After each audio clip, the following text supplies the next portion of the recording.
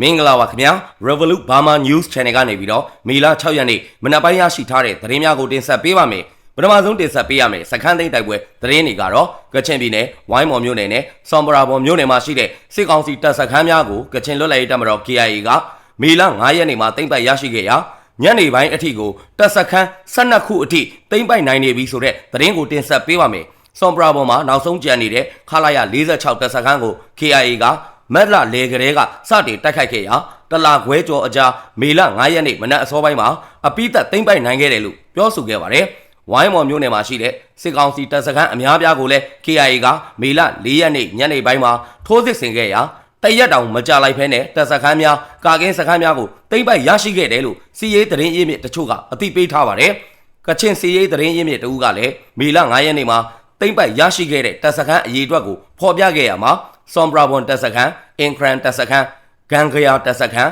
စမားတပ်စခန်းကာဂန်တောင်တပ်စခန်းပုံးလိန်တပ်စခန်းရှန်ခေါင်တပ်စခန်းငါဂရန်တပ်စခန်းအပါအဝင်တပ်စခန်း12ခုကိုသိမ်းပိုက်ရရှိထားတယ်လို့ဖော်ပြထားပါတယ်။ဒါအပြင်မက်လ9ရက်နေ့ကနေပြီးတော့အရှိန်မြင့်ပြီးတော့စတင်ခဲ့တဲ့ KIA ရဲ့ထိုးစစ်ဆင်မှုကြောင့်အခုမေလအထိ2လအတွင်းမှာစစ်ကောင်စီတပ်စခန်းပေါင်း80ကျော်ကို KIA ကသိမ်းပိုက်ရရှိထားတယ်လို့အသိပေးထားပါတယ်။တခြားစစ်ရေးသတင်းရင်းမြစ်တူကလည်းဝိုင်းမော်မှာရှိတဲ့စစ်ကောင်စီစခန်း9ခုကိုသိမ်းပိုက်ရရှိခဲ့တယ်လို့ပြောပြထားပါတယ်။စမားကုန်းပုံးလိန်ကုန်းကဂန်ဘော်ဂန်ဂရာစခန်းအင်ခရန်စခန်းငါဂရန်စခန်းနဲ့လိုင်ဖောင်စခန်းကိုဒီနေ့သိမ်းလိုက်ပါပြီ။စစ်ခွေးတည်တဲ့စီးရင်တွေတော့မသိရသေးဘူး။လက်နက်ခဲယမ်းတွေတော့အများကြီးရလိုက်တယ်လို့ကချင်စစ်ရေးသတင်းရင်းမြစ်ကပြောဆိုထားပါတယ်။စမားတပ်စခန်းတိုက်ပွဲမှာစစ်ကောင်စီဘက်ကတည်ဆုံးသူတွေထဲမှာဒုဗိုလ်မှူးကြီးအဆင့်အရာရှိပါဝင်ပြီးတော့စစ်သုံးမန်းများကိုလည်းဖမ်းဆီးရမိကြောင်းတခြားစစ်ရေးသတင်းရင်းမြစ်တဦးကပြောဆိုလာပါတယ်။ KIA ရဲ့သတင်းနဲ့ပြန်ကြားရေးတာဝန်ခံဗိုလ်မှူးကြီးနော်ဘူးကစစ်ကောင်စီတပ်စခန်းများတပြိုင်နက်တည်းထိုးစစ်ဆင်တိုက်ခိုက်နေမှုကို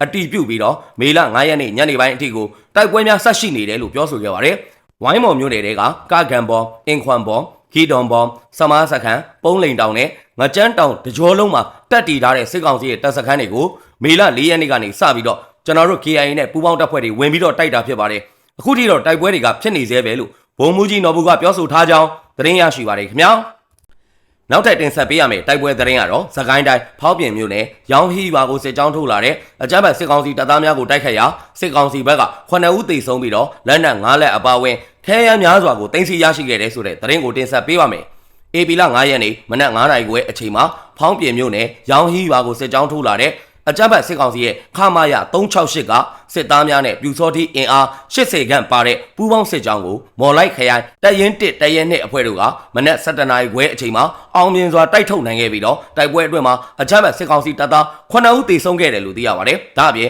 ်အကြမ်းဖက်စစ်ကောင်စီတပ်ထံကနေပြီးတော့60မမပြောင်းတူတလက် MA1 4လက် MAG 1512တောင်း40မမဘုံဒီ16လုံး60မမဘုံဒီ8လုံး RPG 7ဒုံးဒီ5လုံးMAG ပေါင်း26ခုစကားပြောဆက်တစ်ခုကြီးကအုတ်ထုတ်တစ်ခု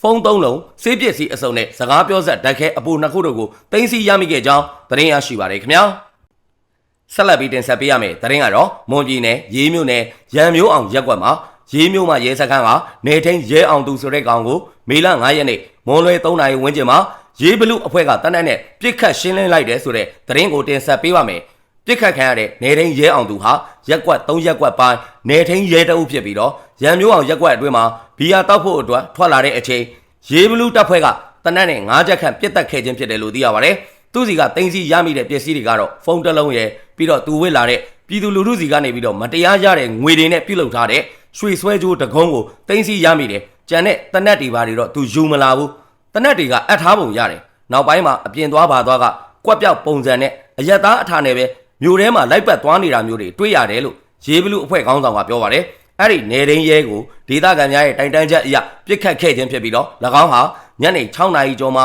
အပြင်ထွက်တဲ့လူငယ်များကိုချင်းချောက်အနိုင်ကျင့်ခြင်းလောင်းကစားဝိုင်းများကိုတရားဝင်ခွင့်လက်ခွင့်ပေးထားခြင်းဘောလုံးပွဲလောင်းခြင်းနှလုံးထီထိုးခြင်းကိုလည်းအကောက်ခွန်ပုံစံမျိုးနဲ့ခွင့်ပြုပေးထားခြင်းကိုလှုပ်ဆောင်တဲ့သူဖြစ်တယ်လို့သိရပါတယ်ရေးဘလူတပ်ဖွဲ့ဟာပြီးခဲ့တဲ့မတ်လ25ရက်နေ့တုန်းကလည်းရေးမြို့နယ်အတွင်းမှာရှိတဲ့ခန်တင်းဒရာစစ်ကောင်စီဂိတ်စခန်းကိုဝင်ရောက်တိုက်ခိုက်ခဲ့ရာစစ်ကောင်စီတပ်ဖွဲ့ဝင်9ဦးသေဆုံးခဲ့ပြီးတော့ရေးဘလူတပ်ဖွဲ့ဝင်2ဦးလည်းချဆုံးခဲ့ရကြောင်းသတင်းရရှိပါတယ်ခင်ဗျာနောက်ထပ်တင်ဆက်ပေးရမယ်သတင်းကတော့အေယာဝတီတိုင်းကျုံပြော်မြို့နယ်အခြေဆိုင်ခလာရ36တပ်ရင်းကတပ်အရာရှိတအုပ်ဟာပြီးခဲ့တဲ့ AP လ26ရက်နေ့ညပိုင်းက တပ်ပြေးပြုတ်လုသွားတဲ့အတွက်တရဲမှုအပါအဝင်တခြားစစ်ကောင်စီတပ်ဖွဲ့ဝင်များကိုတက်အချုပ်ပြုတ်လုပြီးတော့စစ်ဆေးနေတယ်ဆိုတဲ့သတင်းကိုတင်ဆက်ပေးပါမယ်။ကျုံပြော်မျိုးနယ်အခြေဆိုင်ခလာရ36တရင်ကတက်အရာရှိဗိုလ်ကြီးစိုးထက်ဆိုသူဟာပြီးခဲ့တဲ့ဧပြီလ26ရက်နေ့ည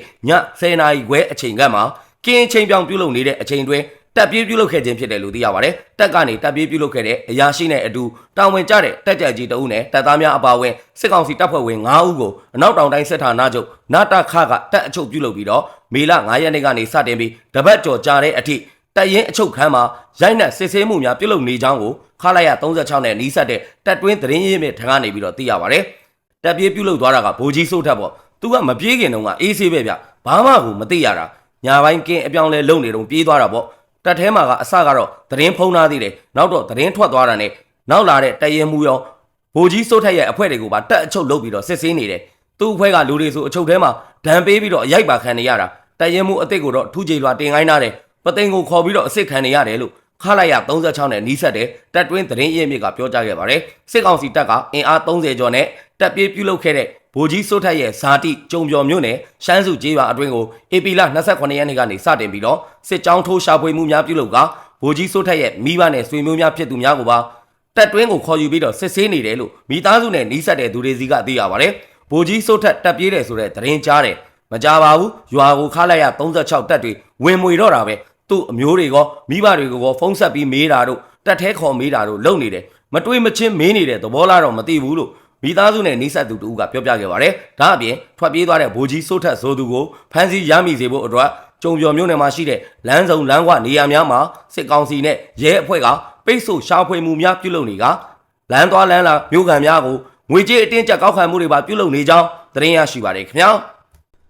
ဆက်လက်ပြီးတင်ဆက်ပေးရမယ်သတင်းကတော့တနင်္လာရီတိုင်းတရက်ချောင်းမြို့နယ်ပဲဒက်ရွာအနီးမှာတိုက်ပွဲဖြစ်ပွားနေပြီးတော့အကြမ်းဖက်စစ်ကောင်စီကလေကြောင်းကနေပြစ်ခတ်ဘုံကျဲနေခြင်းကြောင့်ပြည်သူများဟာထွက်ပြေးတိမ်းရှောင်နေရတယ်ဆိုတဲ့သတင်းကိုတင်ဆက်ပေးပါမယ်။မေလ9ရက်နေ့မနက်ပိုင်းကနေစတင်ပြီးတော့တရက်ချောင်းမြို့နယ်ပဲဒက်ရွာအနီးမှာအကြမ်းဖက်စစ်ကောင်စီနဲ့တော်လိုင်းတပ်ဖွဲ့များတိုက်ပွဲပြင်းထန်နေပြီးတော့စစ်တပ်ကလေကြောင်းနဲ့ဘုံကျဲပစ်ခတ်နေခြင်းကြောင့်ကြေးရွာနေပြည်သူများဟာထွက်ပြေးတိမ်းရှောင်နေရတယ်လို့သိရပါတယ်။တရက်ချောင်းမြို့နယ်ပဲဒက်ရွာဖျားတောင်မှာတပ်ဆွဲထားတဲ့အကြမ်းဖက်စစ်ကောင်စီတပ်သားများကိုတော်လိုင်းတပ်ဖွဲ့များကဝင်ရောက်တိုက်ခိုက်နေခြင်းဖြစ်ပြီးတော့လက်ရှိအချိန်ထိတိုက်ပွဲတွေဖြစ်ပွားလျက်ရှိတယ်လို့သိရပါတယ်။မေလ9ရက်နေ့ညနေပိုင်းအထိကိုတိုက်ပွဲတွေဖြစ်ပွားလျက်ရှိတယ်လို့သိရပါတယ်။ပဲဒက်ရွာဖျားတောင်မှာတပ်ဆွဲထားတဲ့စစ်ခွေးတွေနဲ့တော်လိုင်းတပ်ဖွဲ့တွေတိုက်ပွဲတွေဖြစ်နေတာစစ်ခွေးတွေကအနီးနားကရွာတွေကိုပါလေရင်နဲ့လိုက်ပစ်နေတာတိုက်ပွဲဖြစ်တဲ့နေရာကိုပဲပစ်တာမဟုတ်ဘူးစစ်ခွေးတွေပစ်တဲ့ကြီးစံကပဲဒက်ရွာကိုမကြဘူးတကွန်တိုင်ရွာကိုလာကြတာတကွန်တိုင်ရွာကပြည်သူတွေကတော့ရွာလုံးကျွတ်ပြေးကုန်ပြီလို့ဒေသခံပြည်သူတို့ကပြောဆိုထားကြောင်းသတင်းရရှိပါတယ်ခင်ဗျာအခုလိုမျိုးမြန်မာတနိုင်ငံလုံးမှာဖြစ်ပွားနေတဲ့စစ်ရေးသတင်းနိုင်ငံရေးသတင်းများကိုအချိန်ပေးပြီးတော့နားဆင်ပေးတဲ့အတွက် Revolut Burma News Channel ကနေပြီးတော့အထူးပဲကျေးဇူးတင်ရှိပါတယ်ခင်ဗျာ